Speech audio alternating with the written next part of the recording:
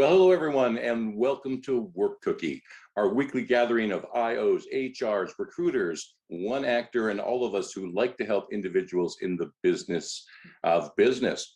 Jeremy, here we are once again, and today we're going to talk about encouraging individuality in the workplace. Boy, I'm not sure that's, in the past that was appreciated, and I'm not sure in a lot of organizations they're looking for individuality.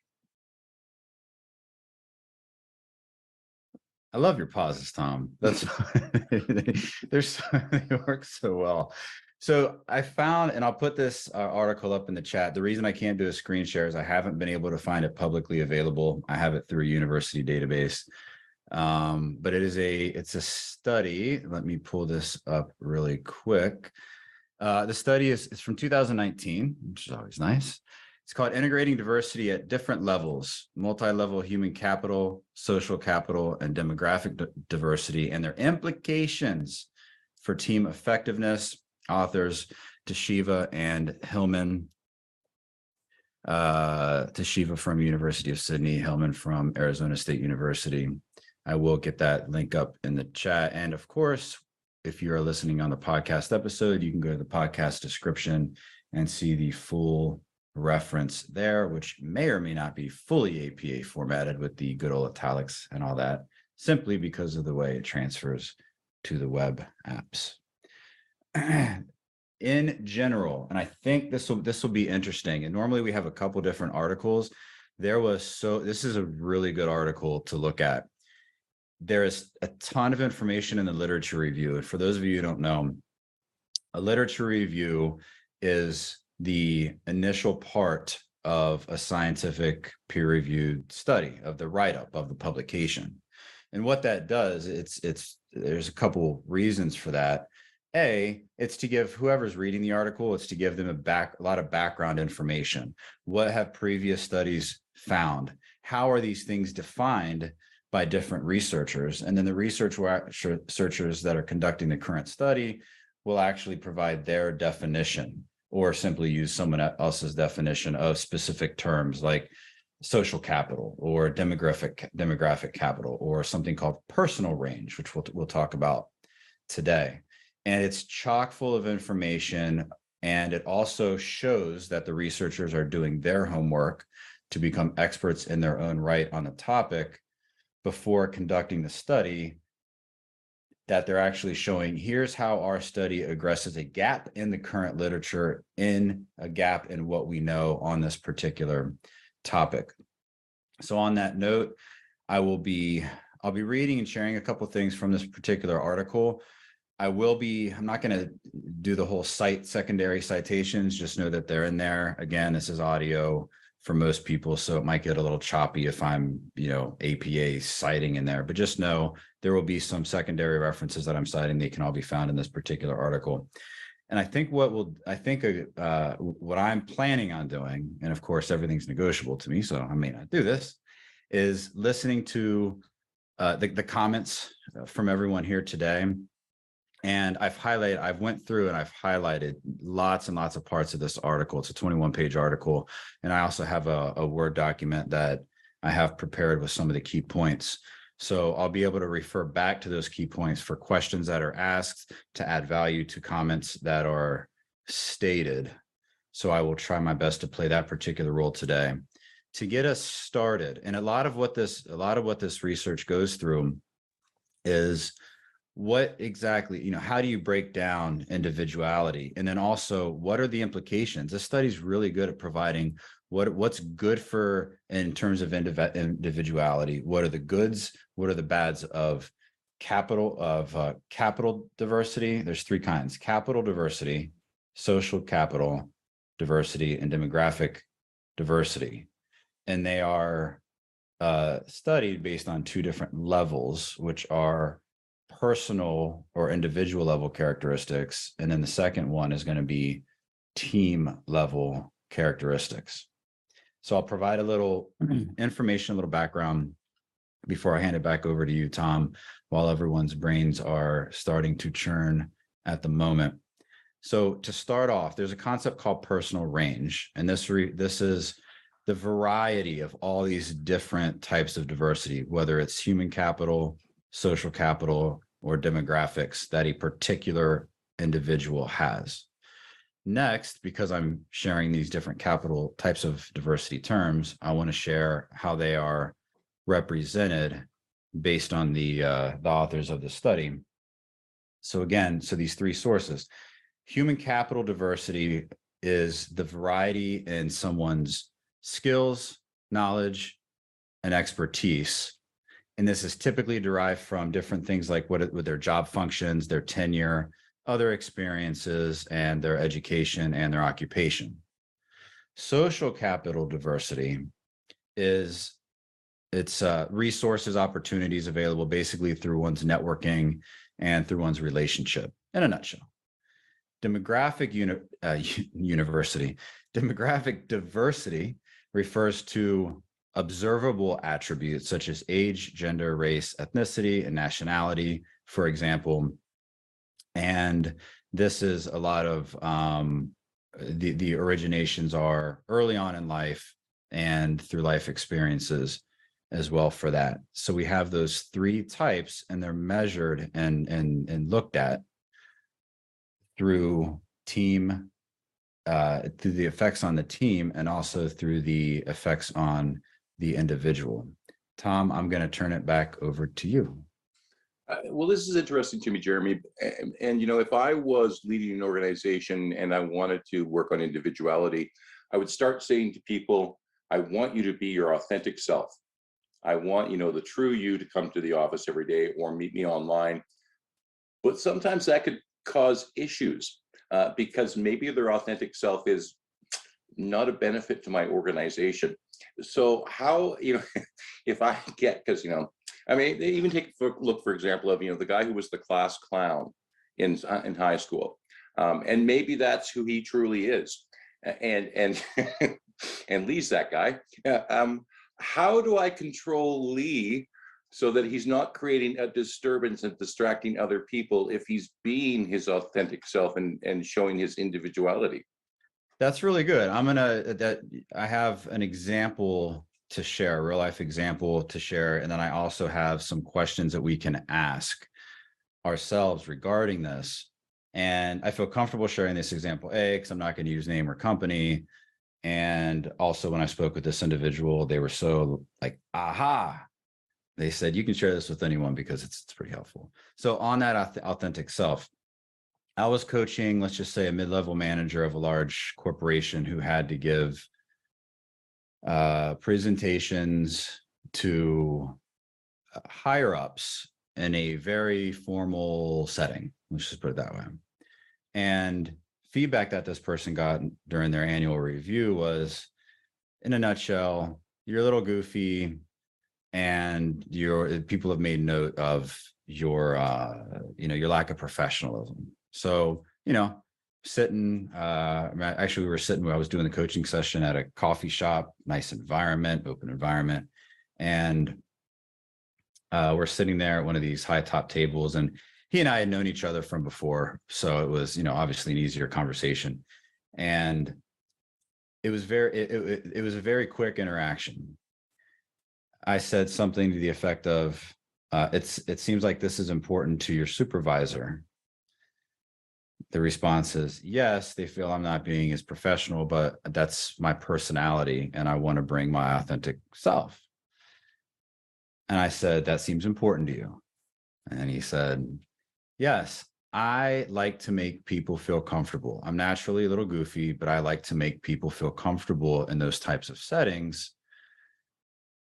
I replied, how else might they feel when you're goofy? He thought, he looked away, he smiled, and he said, uncomfortable, because they're uncomfortable for me.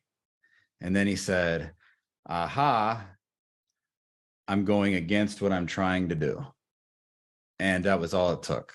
So there's something there. There's something there. And there's a couple questions self-check questions to ask. Let me find where I wrote them down here. So in thinking about, and this was meant to discuss later, but Tom, you asked a really good question up front. So now we can start to think about these questions as we go. Think about these, your social capital, human capital, and demographic, not capital, diversity. Think about your social diversity, human capital diversity, and your demographic diversity. And also, let's face it, we all are different people when we go to work. We all have different personalities. We say different things. We have, different accents, and we behave differently at work than we do with our friends. Some people, I remember some people saying to close friends of mine, "You are a completely different person at work, completely different. You're like Dr. Jekyll and Mr. Hyde." Not in a bad way, but it's just amazing how it changes, because we all have a work identity, we have a personal identity. But the key is, what are those points of our true identity that we can bring into the workplace? There's these two psychological concepts. One is called actual self and one is called ideal self. And when you look at personal relationships, and when you look at getting in like partnerships, relationships, a loved one, somebody you like, right? The characteristics that, especially like consider living together, you have your actual self and then you have your ideal self, and you learn through that person's actual self, it actually starts to help us shape our ideal selves, because we start to learn, especially when we're close with someone, things that are acceptable and not acceptable, way out of whack. This quirk is a little stranger than I thought, or this is a very helpful part of me. This, I felt good because of this. So we start to get shaped towards our ideal self. And this is the same kind of thing that we can parallel into the work environment, because what is our ideal work environment? And it can be tough, especially someone coming onto a new organization, or let's face it, we talk about remote work a lot. I wonder, I would be really interested on some new studies in terms of, individual identity and ideal self and remote versus in-person settings. So think about what your aura is. What are your individualistic behaviors, your aura, just that energy that you give off, how people see you initially, observable characteristics, communication styles, inferred characteristics, attitudes, quirk, and information, which is knowledge, and think overall reputation. Then think, how are these positively or negatively affecting my team, coworkers, boss, reputation, and career progression? And those are the kinds of things where, yes, we have to encourage individuality in the workplace. And as we get going here, I'm going to share the research that says, here's where this particular diversity characteristic is good for teams, bad for teams, good for you, bad for you. All this workplace related, simply in terms of data. So with that background and setting the stage, Tom, over to you. Well, let's go right to Dr. Martha. I think it's so important that we are all on the same page in terms of definition of what you're asking for, because you may not get what you're asking for. What does it mean for the employer when they encourage individuality versus how does the employee understand that? There has to be a very clear understanding, or you may get something that you later regret as an organization. Asking people to be authentic or encouraging them to be authentic is not the same as inviting them to run amok. And it's perfectly normal to have a different persona for work versus your friends. Just as your work emails should not be the same as what you text to your friends, so too your behaviors require a certain level of professionalism and decorum. And I don't think that those should be vilified just because there's this movement of being authentic. Authentic does not mean unprofessional. I remember one organization that I worked with where they implemented Dress Down Friday, and it was a group of professionals, and it was kind of a fun thing to do, but it takes one person to ruin it for everyone. And that person came in ripped up, dirty clothes, and they were interacting with the outside world. And that didn't work for the organization. So there was an assumption that everybody understands what dress down while still in a professional setting means, except for that one person did not seem to be on the same page. So it's so important that we communicate. These things are well defined and corrected as we go, because it is a learning curve for everybody involved. Yeah, I remember when Casual Friday started to become a thing, and senior executives who had been putting on a suit for 30 or 40 years really had a hard time transitioning to coming in with blue jeans. Dr. Ariana, let's go to you. Hi, everyone. Yeah, I definitely agree with what Dr. Martha said. And I kind of see it as, first, we have to set agreements for our teams and our organization around what those baselines are. You know, when we're talking about authenticity, we still need things like respect, you know, and you can't use the term authenticity to be very rude and verbally abusive to your colleagues and then just be like, that's who I am.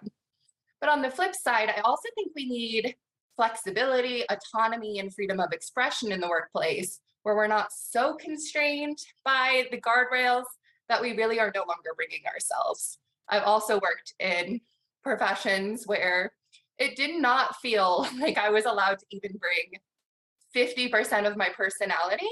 Like, it was kind of like, oh, senior consultants are like the law, you don't speak in meetings, you know, and that really shuts you down. It makes you distrustful. It takes away your psychological safety, and you're no longer even bringing your full energy that you could contribute to the team. So with everything, it is this balance of both.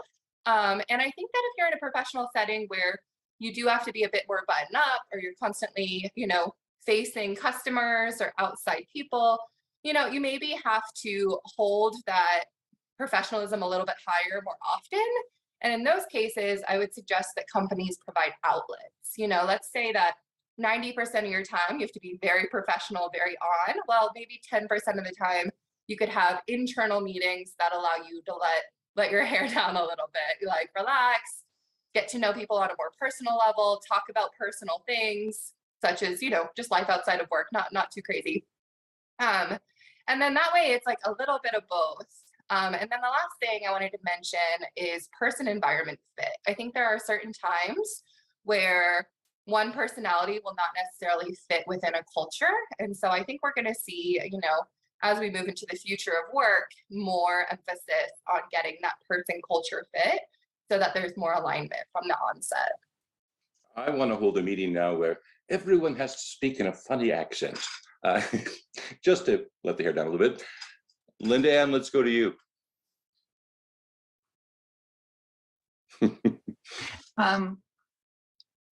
Yeah, one of the things that, you know, this is an interesting topic. And again, I just can't diversify this from the responsibilities of managers, you know, and how a manager interacts with those people individually, and the tone that is set in that situation, and the expectations that they set for each of the employees for each other. And the example I'll use for that is, I remember working on a team, and I had two team members who just were oil and water. They came from very different backgrounds. They just had different work styles.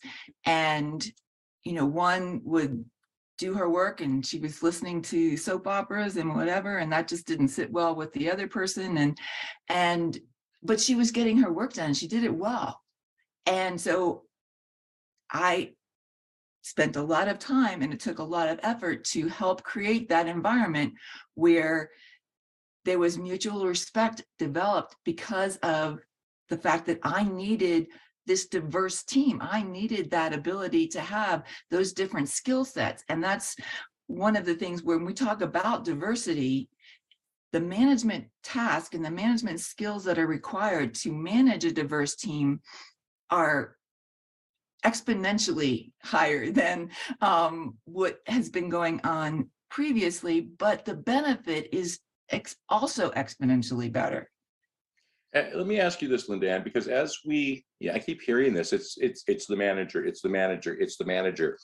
As we move forward into the future of work, I'm sitting here going, you got to have some sympathy for the managers, because as roles change and adapt, the manager role is like we're getting to the point now where let's just break it down and completely rebuild it, because it seems like what we're going to be asking of our managers is changing so much. Is that what you're seeing?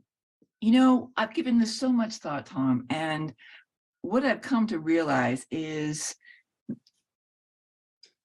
there hasn't been any management training for the most part for anybody except for maybe some very, very large organizations. Most regular size, 300, 500, 80 employees, there's no management training.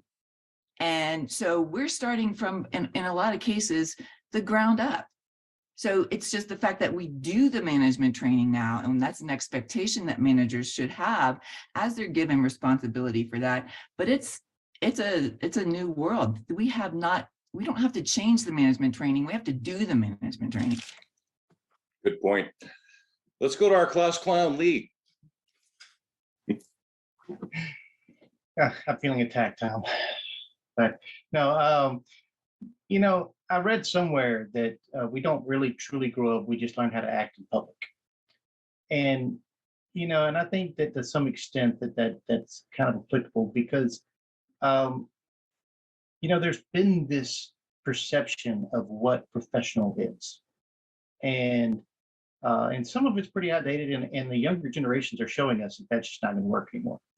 And you go into a lot of organizations now where at one point it was, they were buzzing a tie, and all that kind of stuff. And now you're going in and somebody's got a nose ring and somebody's got blue hair. And, it's completely changing in a lot of ways. And, as far as the individuality and the diversity, this is very timely, because we really have to embrace that. Because if I want you to do your best job, I need you to show up as you. I don't need a clone of me. Lord knows the world doesn't need another one of me. I need you to be you, and I need you to bring your strengths, and I need you to bring your richness to my team. And actually, it was really interesting. Somebody made a comment last night during our little event that someone that and I forget who it was, they said that the difference that they saw between like seeing someone here and seeing someone there, because the type of event that this is and what we're doing this for versus we're just having a conversation, getting to know each other, and just the difference in the way that comes across. And that's huge. And whoever said that earlier, sorry, I had internet issues, about giving the opportunities for people to interact in a less formal setting so that they can get to know each other on a different level. I had that yesterday. We joked about it being mandatory fun. We got together and we all got away from work and we went to a restaurant, and we all, talked. But the interesting thing about the individuality is, coming from a military background, I mean, that's one thing you don't think of when you think military. You don't think individual. The dress is all pretty similar. There's regulations on the hair and all that kind of stuff. But truly, that is one of the most diverse workforces that we have. And when you really get down to the brass tacks, you have people from every culture, every background, every religion, the gender diversity, all of that stuff. And now we have the diversities in the LGBTQ plus and the whole thing. And it's been a challenge for leaders to understand and accept that the people that they are leading are not the same as them. Where once they could kind of assume, even though they really weren't, they you had to act in a certain way. And now we're embracing that to some extent of, we're having, Hispanic heritage events or whatever it may be. And we're learning about the backgrounds of these people in ways that we didn't before. And we're learning about the richness of experience and knowledge that these people are bringing. And there's far more individuality than people on the outside think there is.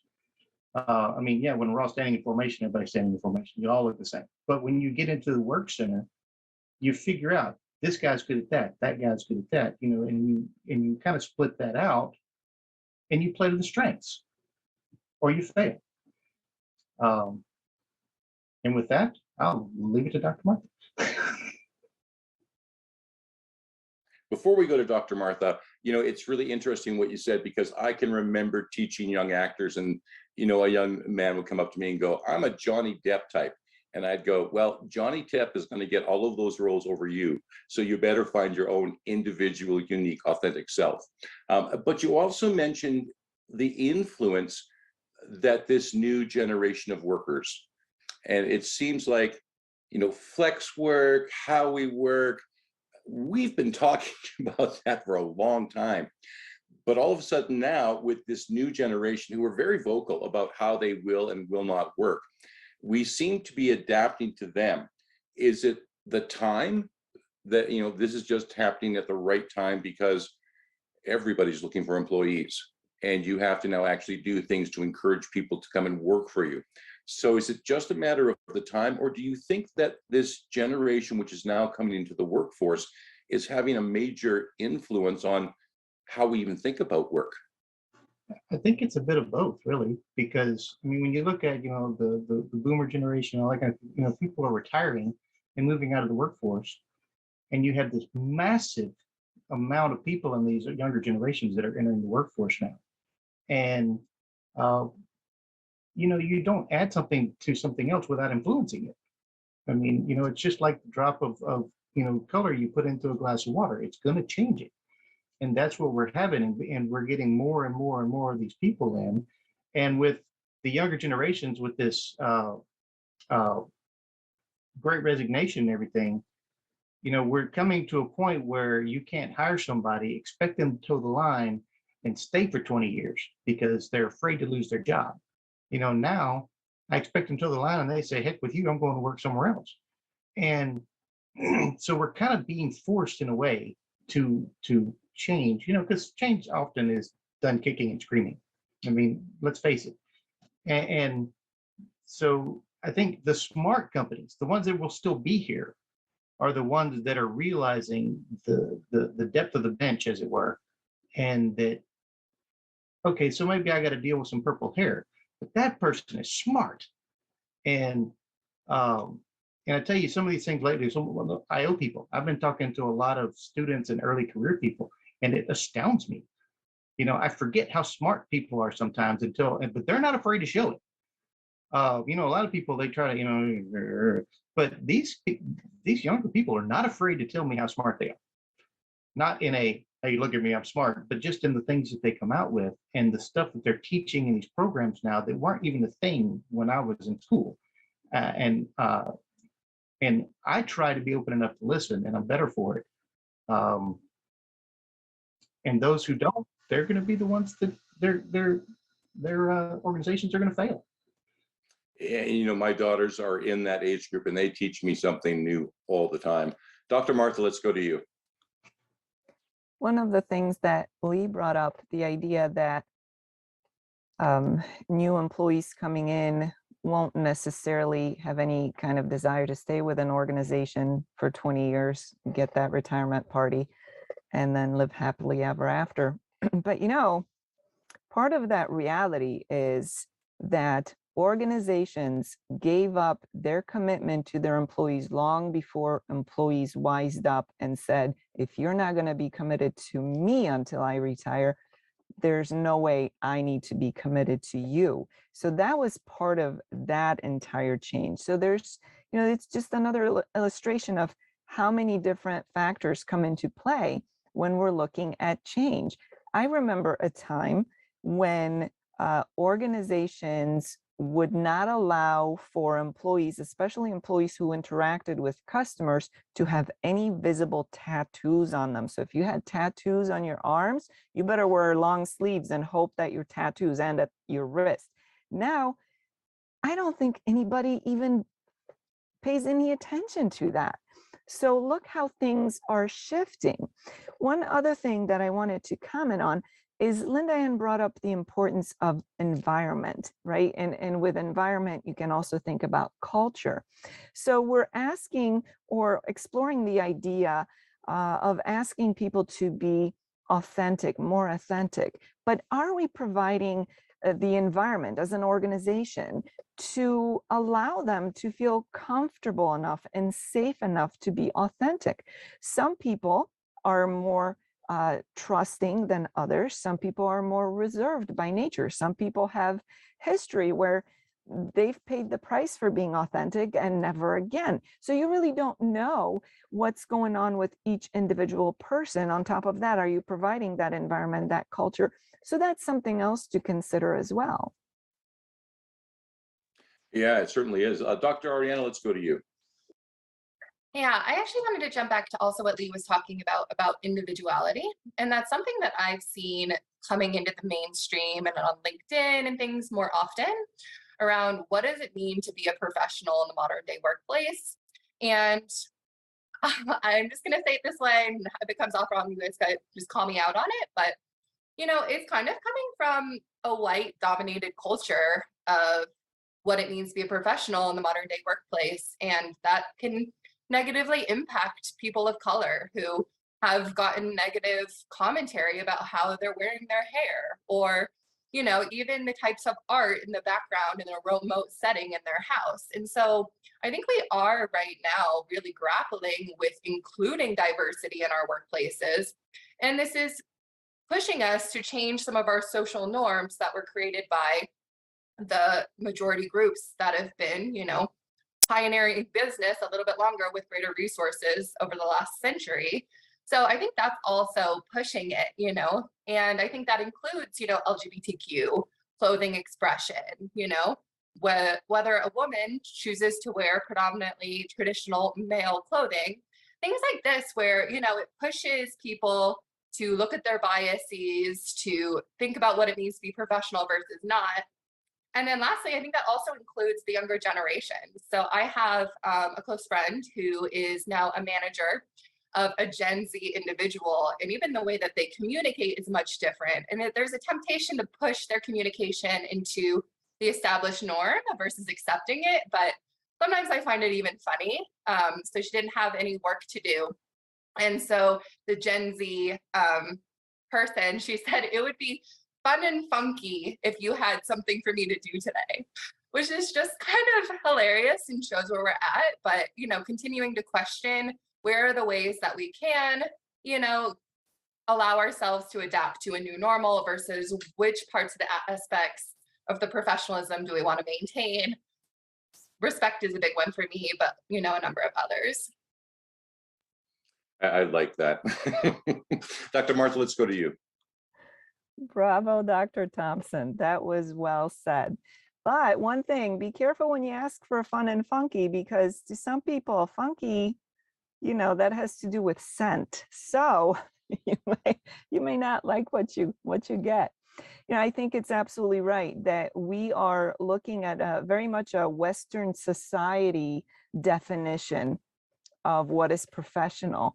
And when we are now integrated globally, we have colleagues from around the world, colleagues who have different languages, different cultures, different traditions, different belief systems.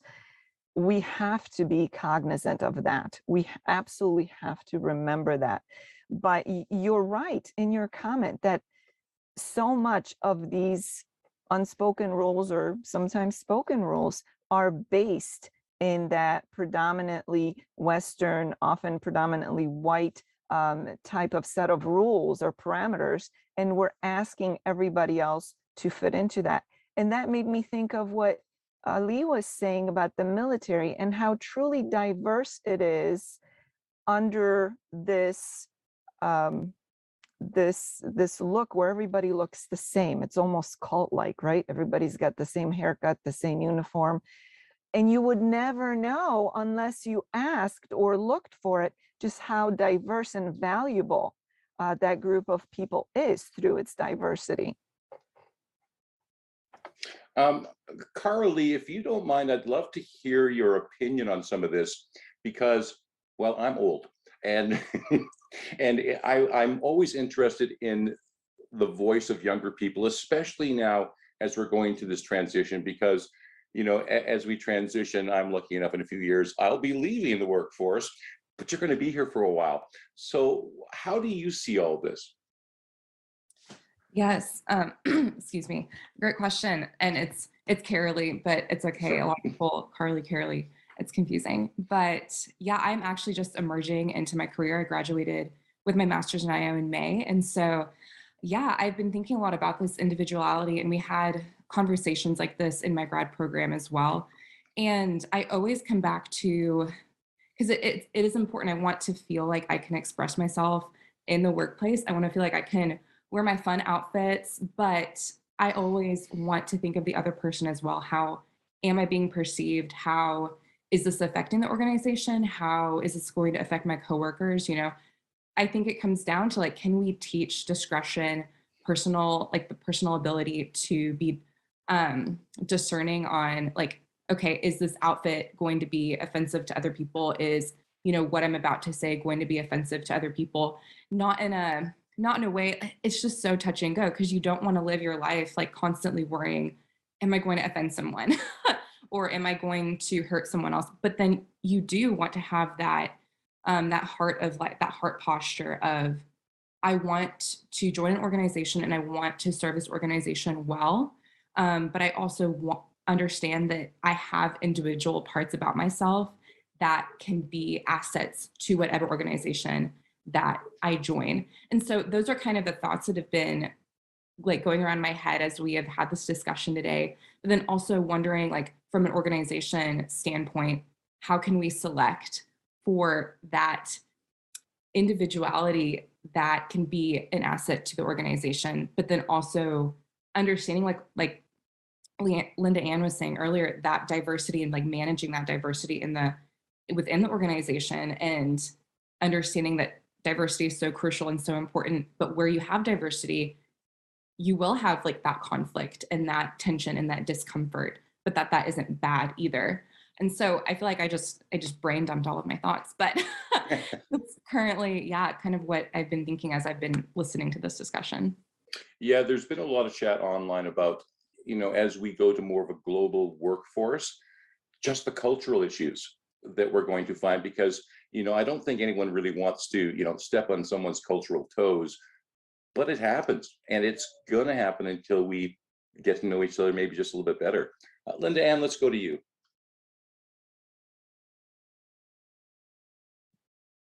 So as I was coming up and learning about the professional world, I was taught that a professional, what it means to be a professional is that you do your work well on time, and you do it without having to be babysat, right? You get your work done, you get it done well, and nobody has to tell you to double check your work or have you done this X, Y, and Z. To me, that's where the level of professionalism is.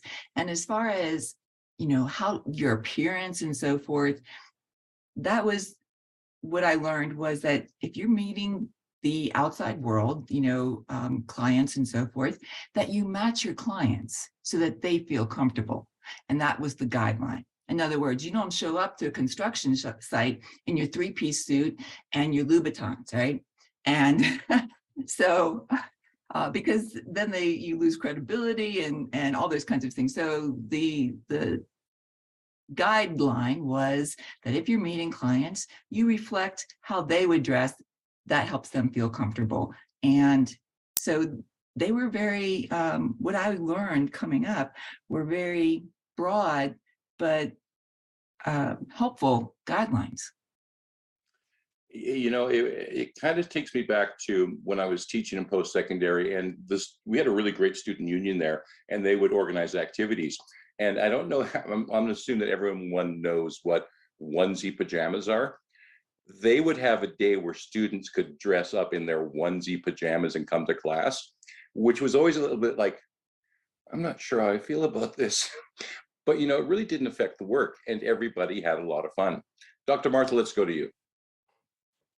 I think the bottom line here is what makes up a civilized society is having enough consideration both for those around you and for yourself. Respect those around you and respect yourself and look for that balance.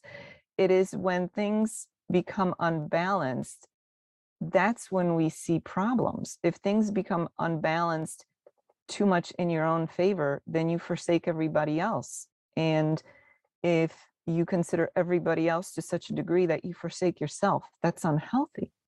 So, we struggle with these things oftentimes. I think the answer is so simple. Just have some respect for both yourself and those around you.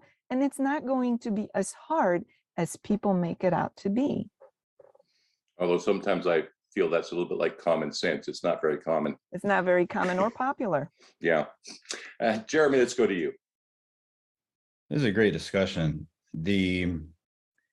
I want to read something from this article, just some of the research findings, and then bounce off from that just to share a little more of this information. Overall, empirical evidence suggests that the relationship between diversity and team outcomes is complex. Well, we kind of knew that, but it's validating hearing it here. So again, we're also talking about these three types of diversity, namely, again, human capital. What were they?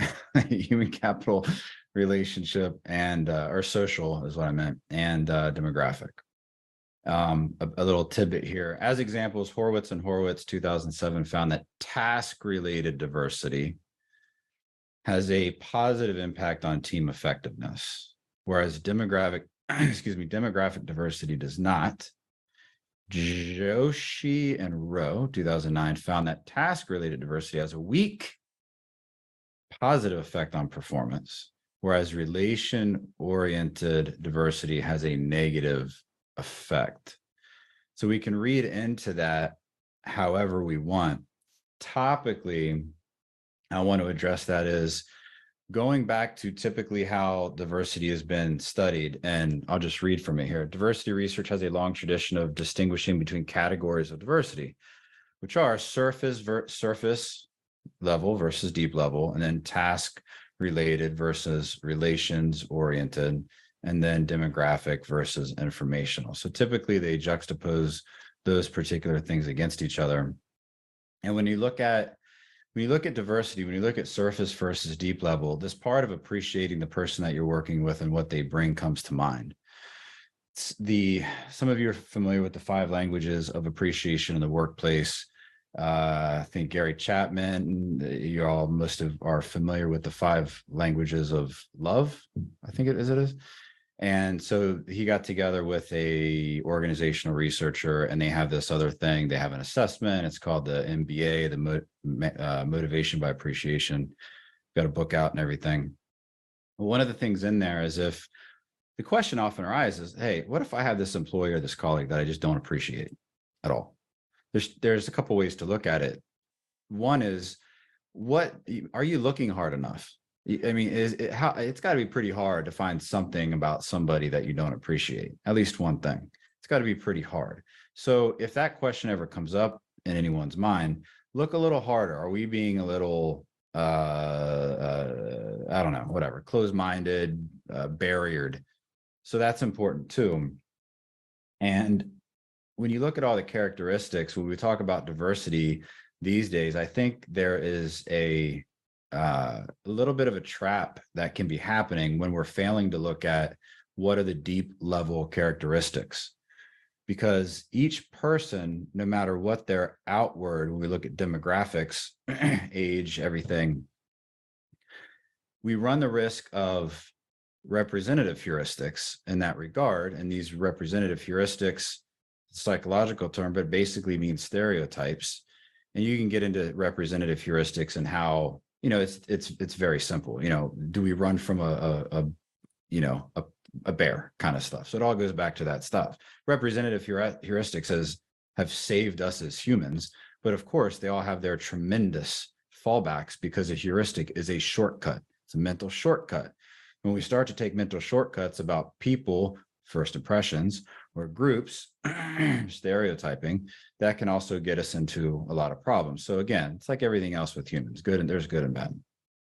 So if we start to look at the deep level characteristics in terms of more the individuality aspect, because you can have an entire group of people the same age, but underlying there's so many other diversity characteristics. When you look at this this term, which I mentioned earlier, does anyone remember it? The personal range refers to the variety of human capital, social capital, and demographics within an individual. So we look at somebody's personal range as their individuality, and then we can look at how that plays into maybe a particular demographic group or a particular work team. I think it's important to really start to realize what the extreme values are based on someone's individuality. Something else that I was, based on these conversations, social norms. It's an interesting effect because think about, just through history, it's just an interesting thing. Like sometimes with the individuality aspect, if we're individualistic, like for example, if, I come to work with googly eye glasses and, cursing all the time, right? Maybe it's not obviously not good, and I'm going to get into that in a minute. But if everyone starts to do that, that becomes a social norm. Now everyone's doing it. Now I just lost my individuality because now it's just something that everyone's doing. So we also have to be careful when we're looking at what are the things that make us special and how do we hold them near and dear to us, and how do we look at these questions that I asked in the beginning. What's your aura? What are your behaviors that make you unique? What are your thought processes, your work preferences? And how do you tie those in specifically to the stakeholders in your organization, and the end goals too, your boss, your peers, those kinds of things. So these are important things to look at. And there's also, when we look at, going back, so now I'm just going back to the general, kind of informal types of conversations we were looking at with if I go into work with, just all the time with, googly eye glasses and cursing. There's also, it's not a bad thing to have these social norms where it says, hey, that's not okay. And kind of going back to Linda Ann's comment of your, like when I dress to your client kind of a thing, so that they are appreciative of that too. So there are norms, and there's also there's an opportunity cost, and there's also consequences, which we have to understand. If I go and start, maybe, and I'm not, but maybe if I'm the person who just curses all the time when I'm not at work, and I start bringing that into the work because, hey, this is who I am, I have to realize that that's just going to have consequences for me or my career. And then you're not going to sit here and do a whole cost benefit analysis, but it would do me good to say, wow, that's probably not good for my career, for the money I'm going to be making, and for the effect I have on other people, and for my personal brand. So these things are important. And again, that's why it's all complex. And that's why it's interesting to have these particular types of conversations, because they are important to have. And simply talking about it as we are and sprinkling in some research, I think, is a really good way about it, because we all need clarity, and we all want to get to, everyone wants to be in a better place tomorrow than they are today. And people want to feel good about themselves. So I believe this is a great start.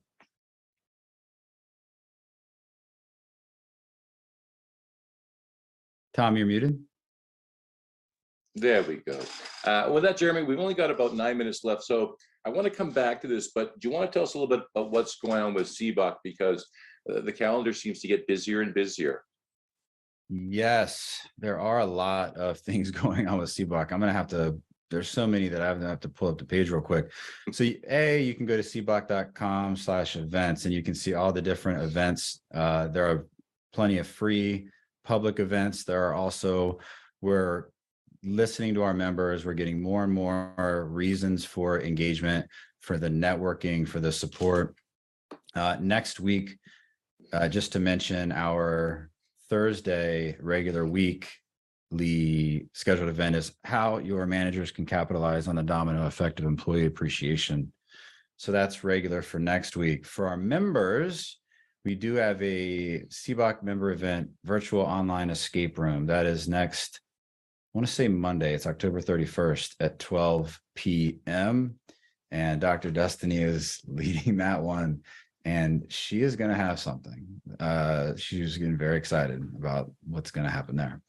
We also have our regularly scheduled member momentum sessions, half hour every other week on a Tuesday. These are all up on the website. And we also have member mind trap game where one Friday a month we play that. We do have next week, November 15th at 6:30 p.m. We have a joint IO psychology virtual networking mixer between CBOC and IO military experts. That is open. All you have to have is just an interest in psychology, IO psychology. And the workshop, our next monthly workshop is November 17th. That's a $10 ticket, but CBOC members get in free employee engagement and appreciation initiatives for any workplace. And lastly, the Pathfinder peer group meetups are every third Friday. The next one is November 18th, led by Megan Malone. Two quick updates. We do have a calendar view now on the events page. So you can just, because there's so many, we need a calendar view. So you can toggle between that. And if you haven't listened to the episode 103 of the Work Cookie podcast, so the one we're recording now is likely episode 105, I think. It's up now. It's me and Dr. Destiny just got together, and we're going to start doing these regularly. The IO show, we're just going to have a very one-line type of topic, and we start out in different ways. You get to hear Dr. Destiny sing on an episode 103. She does. It's called The Jingle, and we hang out, we laugh, we talk about stuff, and we sprinkle in IO.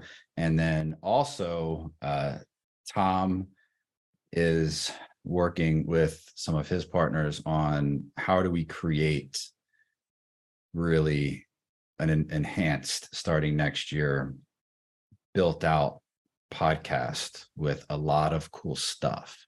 And I don't want to give away all the tea, so we'll leave it at that. So go ahead. And I just wanted to mention I attended the networking event last night for IOs, and that was really good. And one of the great things I loved about it was there were some students who came in and joined the group, and for them to be able to ask, people who have been in the industry for 20 years questions was really great to see.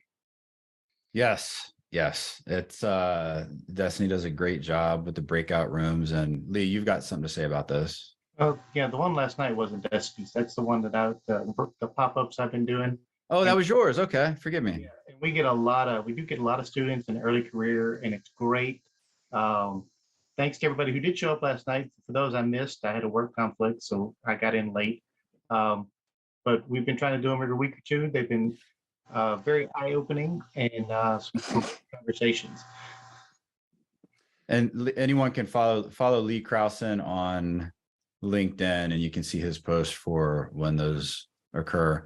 And also follow the CBOC company page, because we post a lot of events and a lot of different things there, even some networking opportunities, some job openings.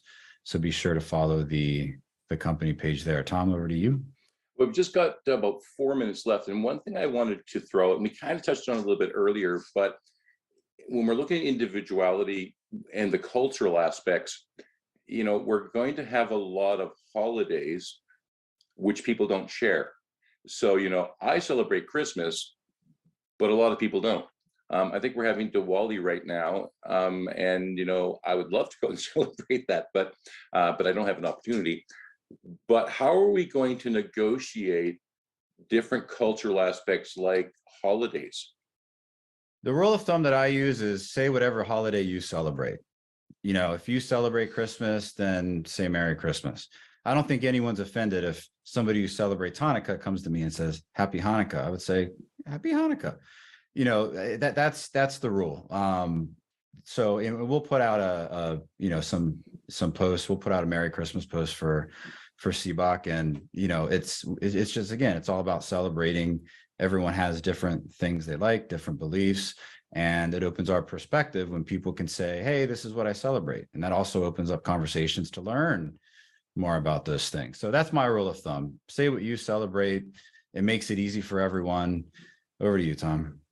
Well, and sometimes people don't seem to get to the point to realize that, if you've got a diverse workforce, you don't have to close down at Christmas time, because you're going to have employees who are going to be working.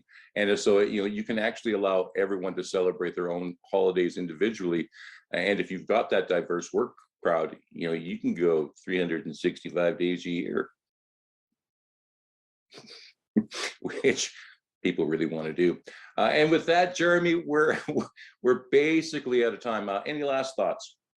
Looks like Linda Ann, a hand. Oh yes, Linda Ann, let's go to you.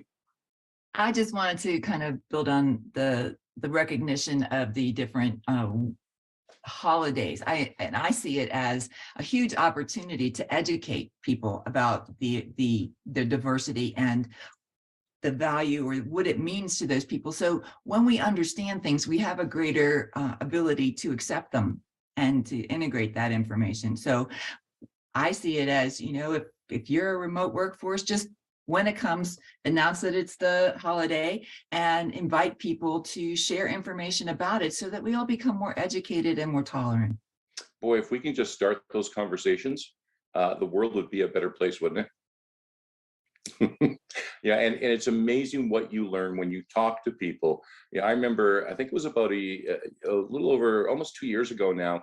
I was on a different platform talking to people all over the world, and I was giving people advice about how to improve their English, especially people who have learned English as a second or third language. And I had the opportunity to talk to people in Afghanistan as all of the conflict was going on. And so it's really gives you a different view of things when it's not being filtered through the media, when you're actually talking to people who live in those situations.